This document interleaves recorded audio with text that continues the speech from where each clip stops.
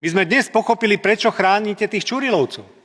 Pretože všetky tie veci, ktoré sa napáchali v rámci tých občianskych združení, ktoré aj vaši poslanci označujú za podvody, keď tu vidím pána poslanca Spišiaka, proste chránili vašich ľudí pri tom čerpaní tých eurofondov. Veď tá exekúcia bola známa už v tom čase. A každá exekúcia, ktorá zneužitie eurofondov, musí byť vlastne stíhaná. Nie my sme hovorili o tom, že pán premiér narazí, ale váš pán predseda strany to hovoril. Krátko pred atentátom na Roberta Fica.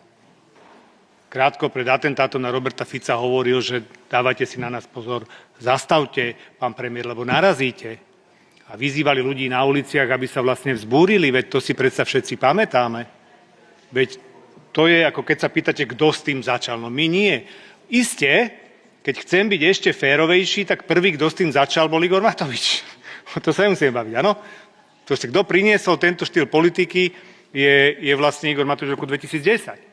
Ale vy naozaj veľmi intenzívne sa snažíte Igora Matoviča kopírovať. To musím povedať, že nemôže byť autor tohto typu politiky a agresívnej spokojnejší, keď vidí, ako ho všetci kopírujete v progresívnom Slovensku. Takže ja si myslím, že on právom je teraz urazený, že s ním nechcete spolupracovať, alebo on právom nechápe prečo.